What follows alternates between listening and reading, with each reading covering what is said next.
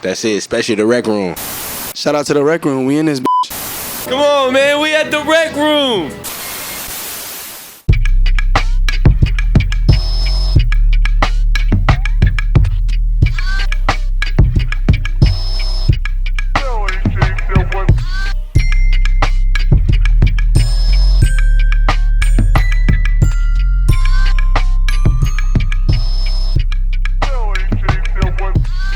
With that being said, with the relationships as well, back into that, we are influenced by what we've seen or what we've gone through.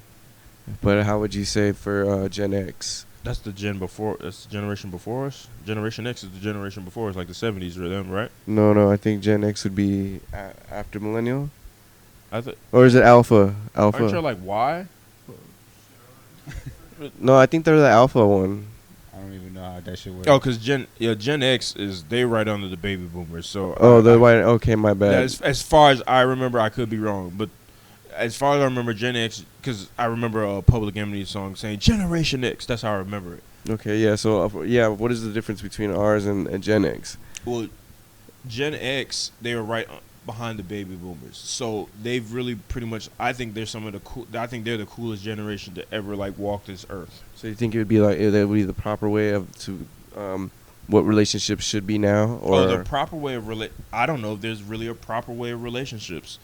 Like I don't know. I can't really say that's a dynamic that really makes sense. What's a proper relationship? Because let's take it before Gen X. You had the baby boomers. Women did not work that much during that time period. But they were also getting beat too, somewhat. That too. Laws were a lot different. You also got to think you had World War II during the 40s when the baby boomers started. They were also and all dating that. Younger too, weren't they? Exactly. They were dating and marrying younger. Finances were much differently. Oh God! You know what I'm saying? Like fucking gallon. You could buy a house for what I paid for these damn hats. Oh my God! Man. Imagine if we had that. But then again, economy would probably be kind of different then too. Yeah, you know what I'm saying? Like that's like, and then you think of the silent generation. There was no divorcing. Most motherfuckers were sharecroppers, or they worked at a farm. They did that. So it's like you had, like, and then women did not live as long, nor did men. So like women had babies at a younger age. Men had dated younger because these women were primed to have babies at their younger age and be healthy. So by the time they're 30, they're pretty much done having kids, and you don't have to worry about none of that type of stuff. But you also have modern medicine, so women now can have babies up until goddamn 50. So like it's a different, like what a relationship is supposed to look like is a very difficult thing to say, and the only reference I could say that makes sense is within whatever scriptures you believe in. That's the basis of the reference of what you should be like for a relationship. But if I had to say from a psychological standpoint, the biggest issue is a lack of consideration, a lack of transparency, and a lack of loyalty. Like a loyalty, consideration, what was your transparency? What about especially in this day and age as well? Yeah, definitely. That's it's a lack of all of that, and I'll say a lack of consideration. We'll use an example. Manny said be here between 7 and 7:30. The moment I felt like I might have been late, I texted him. I wasn't late, but the moment I felt like I was gonna be late, I said, yo, I'm behind this thing, yada, yada, yada. He said, cool, no issue, no problem, right there. But how many people wouldn't have texted at all, and now we're looking at 7:20, 7:25, and I'm not here. You're like, yo, where's he at? That little small level of consideration goes a long way. It's just something as simple as that. Or saying... It's like making a first impression. Yeah, pretty much. That's pretty much what it is. Just a small amount of consideration. I remember a young lady I was dating back in the day. At the time, I was going to the gym on Wednesdays at night. One of the days I went to the gym, Wednesday at 8 every single night. She said, I want to come with you. I said, okay, cool. For like a month straight, she would take 30 minutes to leave out the house. So I'm trying to get to the gym at 8. We don't get there till 8:30, 8:40 for a month straight. Now, anybody out there, is that somebody you want to be with or date? No, it's not. Because you just disrespectful. You inconsiderate. Then I leave her one time. It's like, why did you leave me? Because I said, I told your ass that I would. And I was tired of waiting on your ass. Whatever you had to. I didn't change the time. I didn't up it or anything like that. It's been the same consistent time every single week. And you still bullshit. After that, guess what she stopped doing? She stopped taking their time. Bullshit. Exactly. But the fact that I even have to take it to that point for that level of consideration is disrespectful. You know what I'm saying? So you've Yeah. already pretty much turned me off. That's already a red flag. Exactly. So let's talk about transparency. There are women I've dated, and you think they're the power couple thing, but I'll tell you right now, in all honesty, most women after they have a child, they not really trying to work like that. After that one child. Yeah, like they're just not. It's not, and there's nothing wrong with it. I know it may sound crazy, but you kind of want that because childcare is like signing the deal with the devil. The shit they pay, like holy shit. Yeah. It's a done deal until 18. Exactly. And even after. Exactly. But a lot of women aren't telling that I'm really not trying to work after I have this kid, or they may not even realize it one way or another. They don't know. So transparency, like you guys wasn't there for that conversation, but Tab and Catherine, she told them while they were dating, listen, after I had this kid, I ain't trying to work. She told them, she was transparent. But that transparency allows for other conversations to happen. I said, okay, so if you're not trying to work, what kind of budget or lifestyle are you trying to live in? Then that can breed another conversation. Well, I need this, this, and this, and this, and this. And then let's say she says something outrageous. Well, I like my nails done every week. I spend about $200 a week on my nails. And I'd be like, well, that's unacceptable for me to spend $200 a week on nails every week, and including tip or taxes. So we're talking $800 a month, and we're Damn. young. We're young trying to start a family. I think once a month, maybe twice a month, $100, $200 is acceptable, but that's unacceptable to think you should be able to get that and you don't want to work. And then she can either say yay or nay to that. But that transparency was there. You get what I'm saying? Because you got to think about your average woman will have college debt. Most people have a car note. Mm-hmm. Car insurance, cell phone. Yeah, y'all are living together, so that's cool. That ducks it down. But we're talking about one person. What about the other person with their car note, their college degree? Car insurance might be combined, their cell phone. And now you living off of one income. And that's tough, especially nowadays, because it takes more than fucking one income. On my TikTok, you could. I think my TikTok name is DZ the Architect. If you can't find it that way, you can say it's somebody do my hair. It's one of those things. But a guy said he's with his wife. They both make over 6 figures, I think. And he said if his wife stopped working, they would struggle if they had a kid. Really? Holy shit. 6 figures too? He said if his wife stopped working and they had a kid, they would struggle. At 6 figures. Jesus Remember, Christ. that used to be the staple. Mm-hmm. You made it once you like. Making 6 figures, shit. And he said him and his wife would struggle. So obviously they got something going on. America for you right there. Exactly. So a lot of people, I think last time I looked, it's like 80% of people live without, financially illiterate and live outside of their means. So, but these are the type of conversations you need to have to understand what a person is looking for and what they want in a relationship. Even if it's the most minute conversation, like I'm a man and I don't feel like I have to wash dishes. Not saying that's the case. This is just an example. I'm a man. I don't feel like I have to wash dishes. She'd be like, okay, cool. I'm a woman. I don't feel like I have to take out trash. That's a completely understandable thing between the both of you. But what if she says, I don't care that you're a man. You can wash dishes. You use them as well, too. That's a conversation that could be had. Another conversation to be had that people don't have is like, how are we raising this child? What type of religion? What type of school? Are we going to push into sports and this, or are we just going to push that? Where are we going to live? These are all conversations people need to have and are not having. And that's what I mean by transparency. Now, loyalty. Most people think of loyalty and they think of cheating. But the worst type of loyalty when you're in any type of relationship is somebody loyal to themselves, loyal to their own cause. Because a motherfucker that's loyal to their own cause is essentially selfish. So at the end of the day, everything is what's in it for me and not what's in it for us. And when you're with somebody who's with the what's in it for me, they're only thinking short term about what they want, what they need, and what they like.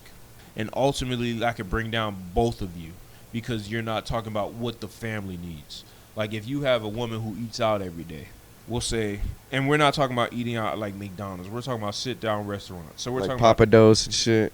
we're talking about at least $100 a meal, and she eats out 3 to 5 times a week. We'll keep it at the low 3 times a week, and I said $100. Over the course of 4 weeks, that is $1,200. Sheesh. $1,200 pays light bill, electric, cell phone, and maybe a bit of your car note. Maybe even just rent. For some people, yeah, or a good portion Yeah, of it. just Just use an example. Or we'll say a guy. You work 10 hours a week. Well, 10 hours every day, Monday through Friday. Your wife is home with 4 kids. Why is it that one of those days you can't come home and help with something, like on the weekend? I get you work 10 hours a week, 10 hours a day. But you're not going to tell me every single day you go home you're tired. Like, you'll be tired, but you're not going to tell me that you can't read a book to them or wash them or, make sure they're in bed or any of that every at least have a single type of or at least some type of relationship with them. Because at the end of the day, like, I don't know if it's, you going to want your dick sucked by that night. You know what I'm saying? Or even, you got, let's say you get like a 4-day weekend as a man. Why can't you cook and make a meal leftovers for a couple days? That simple gesture will make a woman's life like that so much easier. Just as simple as a gesture as that. But when you're loyal to your own cause, all you think is that I just work, so she has to do everything else. When you're loyal to your own cause, it's like, well, he pays all the bills, so I can spend $1,200 a month on whatever I want. That's what it means to be being loyal to your own cause is not being loyal to the bigger cause. Because it's like, let's say let's even reverse it. Let's say, Financial you work. The guy works 8 hours a week, but he makes $150,000 a year, but he spends $10,000 every month on video games. Not really possible. Let's say he does that, but your wife has been telling you that she wants to open a boutique for the last 6 months. Now that $10,000 you spend on video games, you could have put to the side, invested, and she could open up the boutique or got a business plan going or something. More money. Exactly. More. Now we're talking about more money, and then now you can lessen your time at work or switch a different gears or go into contracting because you've been in your career field for the last 10, 15 years. Or you can up and all the way quit. Or maybe she don't even want a boutique. She could want something as simple as a laundromat. They can bring in great money. Now you can quit and invest in that. And now you can franchise different laundromats. But you couldn't do that because you decided that you needed to spend $10,000 in whatever BS you want to spend for the last 6 months. So that's the difference between loyal to the group or the family and being loyal to your own causes. And you don't want to be with somebody who's loyal to their own cause. And most people live in survival mode right now, so they're loyal to their own causes. Like, that's just how life works right now because a lot of people just can't afford basic things in life. But that's why I say you pay the cost to be the boss. Because now when you go to these conferences, you go to these places, these are people with money. These are people who are looking to better themselves. And they know you don't have a goddamn thing to offer them. But the fact that you're there and you spend the extra $200, $300, $1,000 to be there, they are willing to help you because that shows a level of grit or hustle that most people don't have. It's the little things. Pretty much. Yeah, it's the little things. Like I said, the devil's in the details. Yeah, how long did it take you to get your doctorate? No, I don't have that yet. No, not yet? Are you still in the works on it? I'm still in the works on that. I have a year for another master's because I was doing clinical and I switched because clinical is not for me. I don't think it has a wide enough reach, and there are other little nuances that I don't really care for. But I just switched to more of the data. So I have to do the GRE. I don't know why I have to do the GRE when I already have my master's and I have a second one, but that's how I do. Then I go into the PhD. Damn, okay.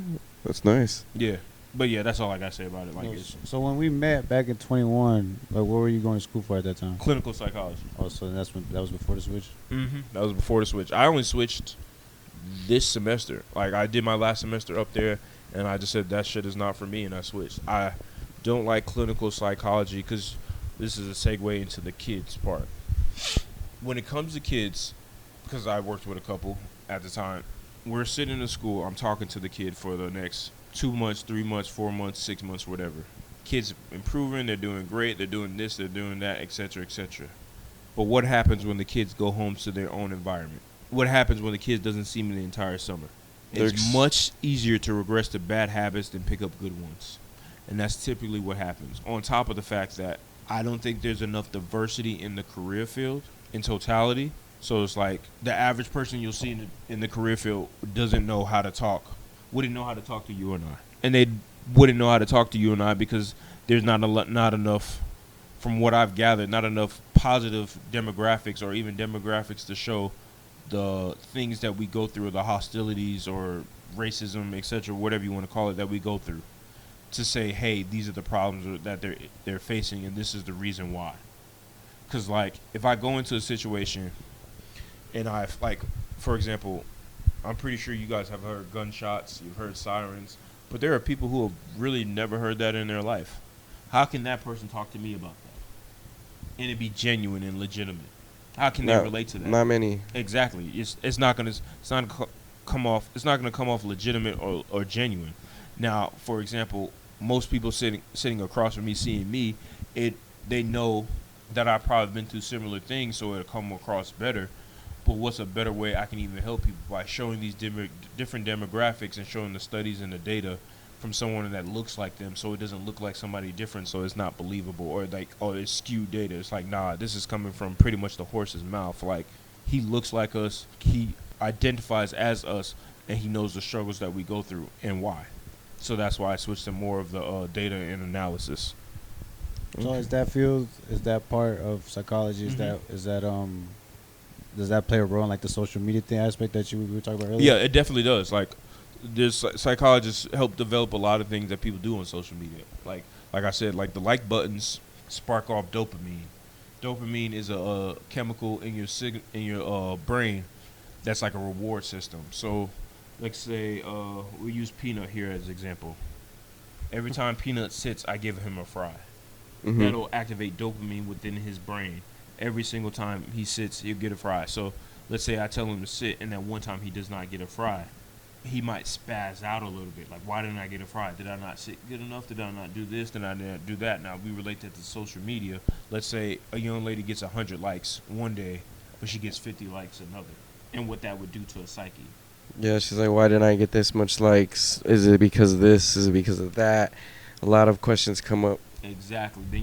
Then it bleeds into self-doubt, and it bleeds into other things that can cause depression, anxiety, self-esteem issues, and et cetera, and so forth.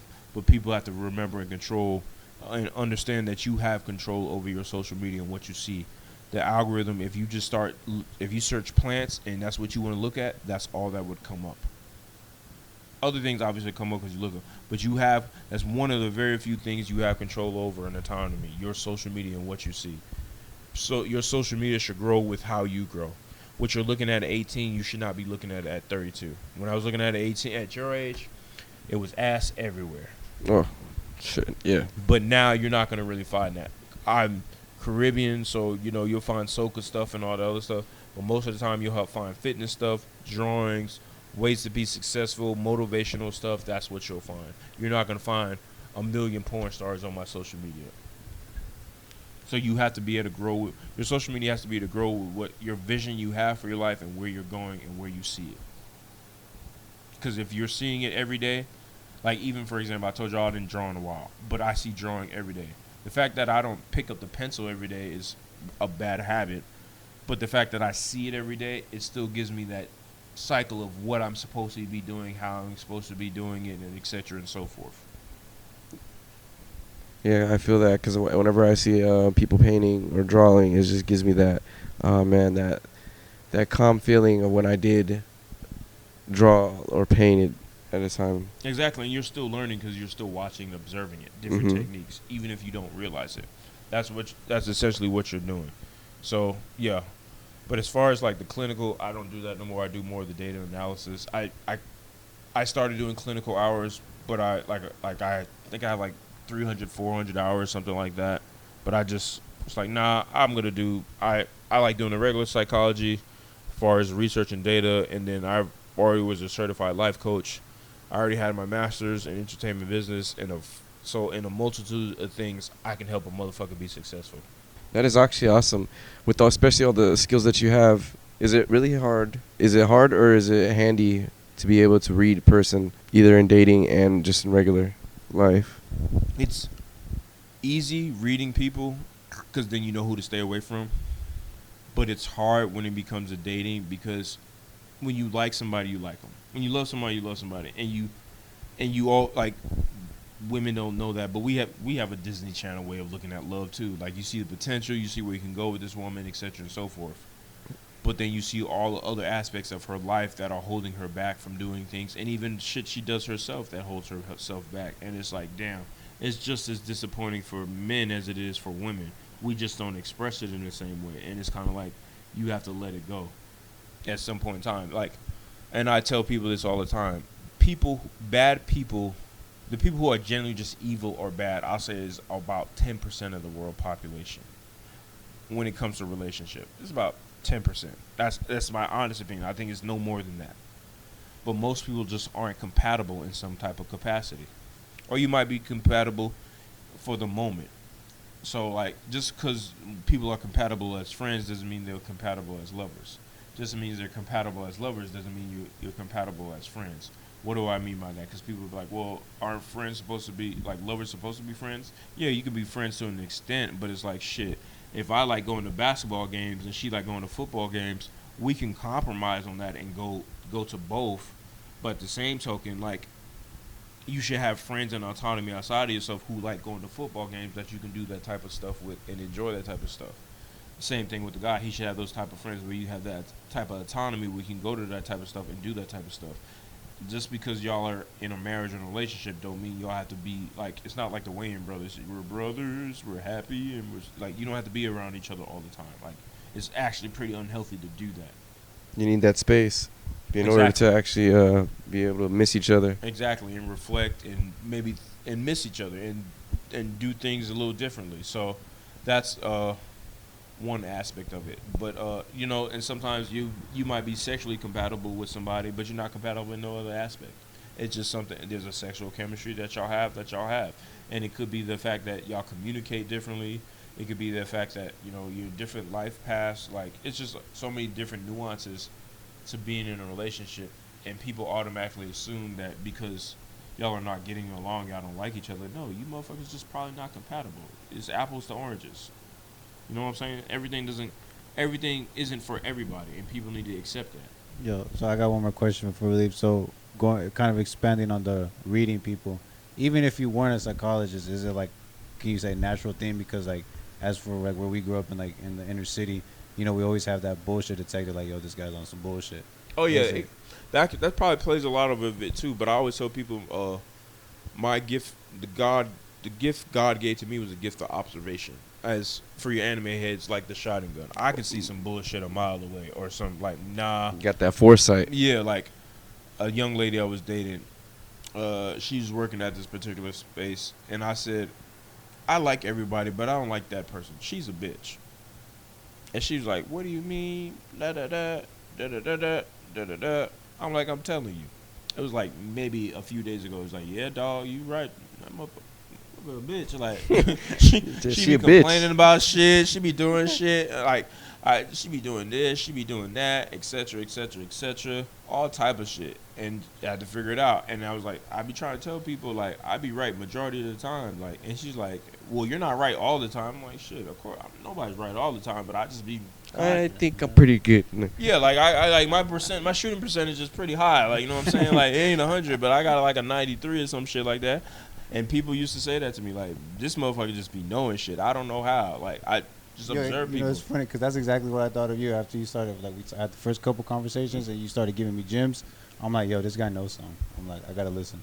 Like, I just be knowing shit, and it's not that I just know. I just observe shit. Like, I fucking hate reading, but I do that shit every day. I read every single day, just to learn some shit, or like I observe some shit. Like, I be predicting people's whole fucking patterns at this point. Is there any books that you would recommend? 48 Laws of Power, Art of War, The Mastery, Alchemist. That's what the book. Yeah, Alchemist. Yeah. This is gonna sound crazy, but Naruto, Dragon Ball Z, Hunter x Hunter. A lot of this shit when they come up with strategies and how they break down how they come up with strategies. I learned from that shit too. I play a lot of Pokemon. I'm a Pokemon head, and I like predicting what motherfuckers doing in that. I think that helps a lot too, because I play it. It's a strategy game. I play a lot of chess. I remember when I was deployed, we played chess every day. It helped me learn to predict things and people and how they're gonna move and function. A lot of that shit is just training the mind to do it too. How is cognitive thinking with within the Therapy with, space. well, that and military space? Elaborate more what you mean by cognitive thinking. Thinking on the fly, or like in certain situations. Oh yeah, you can train like there's really no thinking on the fly. There are scenarios in the military which you think on the fly, but a lot of that stuff is more training. That's all it is. It's really just training. It's doing something over and over, repetition. Like repetition is the master of learning. Like doing it over and over. Like they say Larry Bird used to shoot like 50 free throws before a game and after a game. Just because you get that muscle memory going. Exactly, where it just comes natural. it's like riding a bike. Like it just you get to the point like, well, for you anime heads and don't know, like Goku Ultra Instinct. That's what it is. It becomes natural. Like you're not even thinking about what you're doing. It's Your like body breathing. Yeah, it's like the Ultra Instinct with Goku. Just flows. It just flows. You're not having to think about what you're doing or et cetera and so forth. Or like you've seen videos of Muhammad Ali or Bruce Lee where it's just boom, a reaction. They're not even thinking about that shit. It's just they've trained their body to the point where the body knows what they're gonna do before they can even realize what they're doing. And moving that within your occupation, the therapy space. You don't really have outrageous type of scenarios and whatnot. It's more just talking to people. If you're talking about from the clinical side, we're not allowed to give you the answers as a therapist. We're supposed to figure it out ourselves. Yeah, through conversation. We're supposed to like ask these open-ended questions to get you to the point where you come to these revelations. But even with therapy, I always say it has a ceiling. The ceiling is like you deal with the trauma, you understand the trauma, you accept the trauma, and you learn to move forward. But for me, how do you move forward from the trauma? What do you do? How do you move? How do you stop dealing with it? You learned that your mom is abusive, financially abusive. You accept that your mom is financially abusive. You know how to avoid that situation. But how do you move forward? How do you expand your life? And that's why I got a certification as a life coach as well. Because to me, as a life coach, I can tell you you're a dumb motherfucker. I can't tell you that as a psychologist. Stop spending that fucking money. Exactly. And I can tell you the reasons why. There's a place for both of them. Because at the same time, like I use a kid Dallas, for example.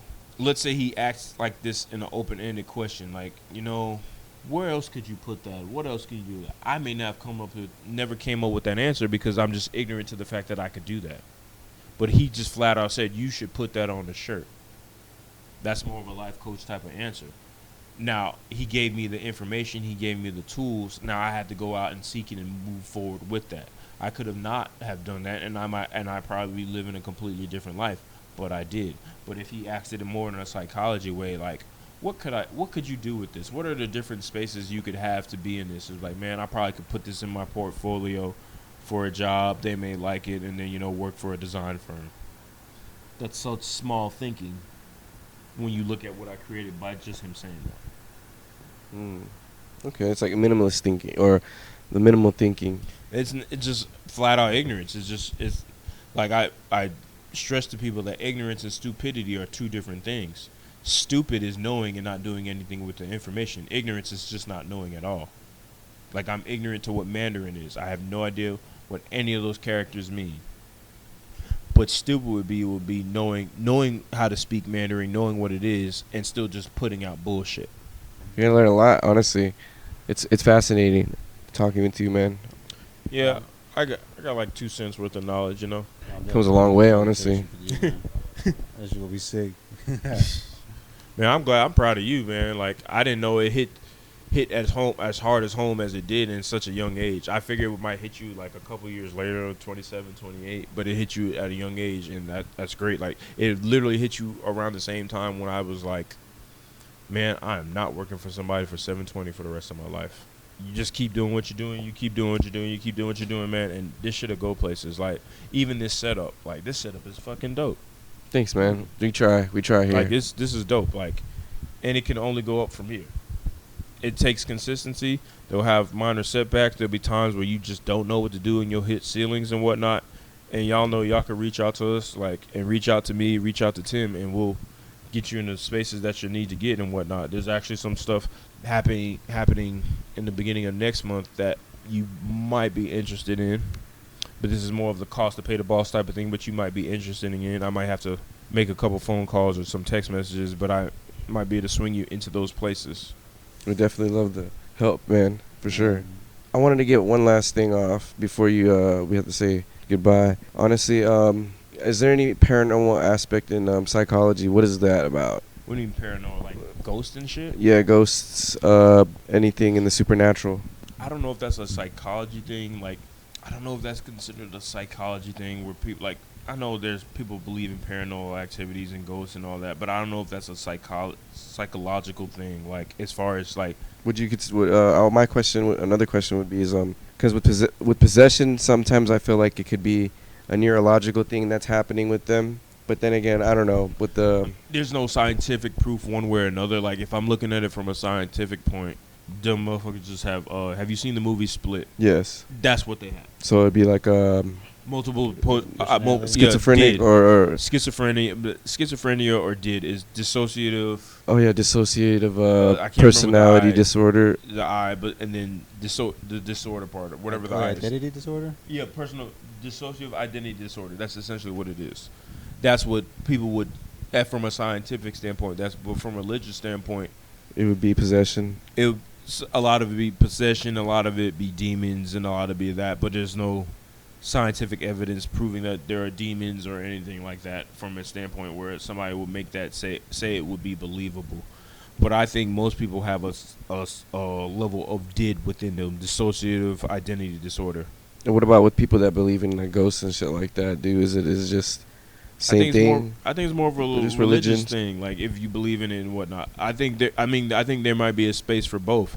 Because typically when you have somebody who has dissociative identity disorder, even like in the movie Split, they've gone through a severe mental amount of trauma that the brain reacts to it in a way by creating an entire different personality to cope with that level of stress or trauma. Like I said, I think most people have some level of like us included. Because who you are in front of people is not who you are by yourself. And you can make the argument that these are two different personalities. No, I agree. Yeah, two different people. Exactly. Who you are at work, it may not be who you are at home. That's a third personality. Oh yeah, bringing it down. Exactly. Who you are in a strip club might not be who you are in a church. Two more personalities. You get what I'm saying? Mm-hmm. You can make the argument one way or another. Now we're talking about somebody who goes through a lot of trauma. It's like they create a whole nother personality to deal with that trauma and to cope with it. And that's whoever that person or individuals are, deal with those stressors when they come. Like, for example, let's go with Beyonce and Sasha Fierce. These are two different personalities that she says she has. She says she has one for the stage and one for, regular life. And that's okay. We'll go with Kobe Bryant, God rest the dead. Mm-hmm. Black Mamba and Kobe Bryant. Different animal, same beast. Who Kobe Bryant is with his daughters was not who Kobe Bryant was on the court. Two different personalities. You get what I'm saying? Like Michael Jordan was MJ on the court. Michael Jackson was MJ on the stage. So these are just different personas to deal with whatever stress or pressures that they're going through. Exactly. But then you have mild, moderate, and severe. The severe would be something like the guy on Split. It's uncontrollable. Exactly. Where moderate would be something like Beyonce and Sasha Fierce. Okay, where you switch it on and off. That's really interesting, honestly. It's a theory, but this is just what I think. I think most people have personalities, but some people can control it, some people can't. So before we end this out, I want one more thing. How big is the past trauma of, like, say it didn't happen back then, but it happened years ago, and it eventually like led on. It just like something that was continual, the family thing. Like how common is that, or how big is that? Oh, you talking about trauma in a kid? What you dealt with as a child affects you for the rest of your life. Could that also be the same for like our parents as well? Like what they dealt with as kids? Yeah. Oh yeah, no. Whatever you dealt with, whatever I dealt with, whatever you dealt with, whatever Rick dealt with, whatever this dog dealt with, affects you for the rest of your life and how you cope and deal with things. And you have to understand your triggers, and you have to understand what bothers you and how to react to it in a mannerable, or why this reacts, or what about it did that for you. For example, something that bothered me, that still bothers me today. I don't like thrift shopping. I don't like hand-me-downs. I don't like Goodwills. I don't like none of that shit. I can't stand it. You know why? Because I always got the hand-me-downs of my older cousin. He didn't wear bad clothes. He wore great clothes like Jordans and all that stuff. Fat Farm, when it was big, he wore a Nietzsche. He wore the whole nine. But I hated having his hand-me-downs. Only reason I did not get his shoes as hand-me-downs is because my foot was bigger than his.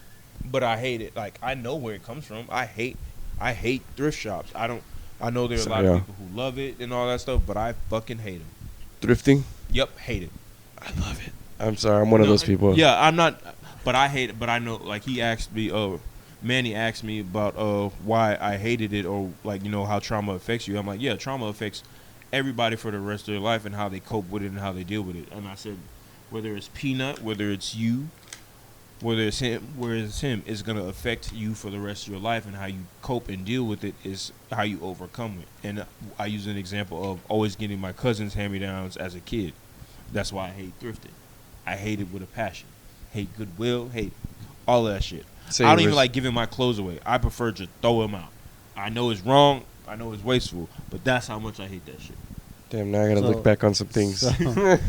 So for those that are, like, say, you know, like for our parents, for example, if they grew up with trauma and they didn't know how to handle it, is it pretty much fairly to say that they eventually passed it on? Projected their traumas onto us? Yeah, 100%. Like, even though there's new studies or more recent studies saying about generational trauma where it actually lives within the brain, like ancestral trauma. Like, for example, like my people were slaves, so that I haven't done much research on it, how much evidence or how credible the evidence it is, but that it's in your DNA that trauma has happened. Whooping children is a generational trauma thing because slaves were whooped. White people don't typically tend to whoop their kids. Like, I remember getting my ass whipped. But that's not something you can identify. Like, not to say they all don't do it or something like that, but that's never really a thing. Like, white kids getting a whooping, but we know the rest of us got whoopings. Oh. Mm-hmm. Oh, I got my ear pulled. Yeah. Exactly, but that's a form of generational trauma. Trauma because they were whooped, and people. Don't get me wrong. I'm as crazy as it's gonna sound. People are not gonna even believe me. There's very limited things I think a kid could do that deserves whooping them. Like even as simple as getting yelled at. Nah, sometimes a motherfucker need to be yelled at. Far as whooping them, Or raising your hand. A kid basically have to slap a teacher in the face for me to be like, all right, I'm whooping your ass. Like, what you out here doing? Like, you slapped the teacher in the face. Like, why you do that? Like, yeah. That's the level of extreme. But that 2-year-old, there's nothing a 2-year-old to me can do that warrants a whooping. Maybe like a flick on the forehead, a little tap on the butt, but like a full-on whooping, no. They can barely talk. And we're talking about whooping them. There's a lot of things. What I think people need to understand and learn about when, as an adult to a kid, or just even in general, you guys are in a different space from your own peers. Just doing this. You got to be able to meet people at their level and talk to them at their level so they can comprehend, even down to a 2-year-old. Like, I never understood why people get so frustrated when kids go through that why phase. Just keep answering the damn questions. If you don't have the answer for the questions, go look that shit up with the kid. I don't know. Let's go look. You know what I'm saying? Now you didn't show the kid, like, this is how you look it up, that you explore that level of creativity for them so they know how to explore it on their own. Instead of just like, I don't know. Quit asking me questions. Oh man, but that could go through a whole nother conundrum. Exactly. I feel like we keep going on, man, but damn, this is definitely. I feel like we should definitely bring you on. I know. I wanted to get into the criminology. Almost 2. What? Damn, shit. I didn't feel like it felt like that long. Criminology. That's a whole different thing, huh? Environment. That's what it boils down to. Environment. Well, yeah, like I said, this is definitely gonna need a little part 2. If anything, we should definitely do this again some more time. But man, like, before we head out, once again, just plug yourself in. Word of Mouth Productions. That's where you can find me. wordofmouthproductions.com. That's the website where you can get gear and whatnot. Only a couple hats left for this season. Then you won't see me again till like next spring or summer. This is the Wrekroom. Shout out to you guys. Appreciate it. Thank you for coming on. For consultation fees, if people actually do want to reach out for something like that, where can they get you? Consultation fees. I don't do consultation. I don't know. And if they're asking me for consultation, they're asking me the wrong question. What they should be asking me is, what type of value can I bring to their life? And how can I improve their life? Because if you're talking about value and improving your life, then there's no cost or measure to that. You should be willing to pay the cost to be the boss. To be the boss, ladies and gentlemen. You hear that? You got to pay that cost. Honestly, thank you, man, for coming. Thank you for taking the time out to explain your side of things and, honestly, just your occupation. Oh, no problem. I can. You said you want to talk about the environment stuff. We could talk about that at a later date. Hell, we could talk about it now, but it's more like criminology is environment. I also want to talk more about the brand as well, and also more on how you, production-wise.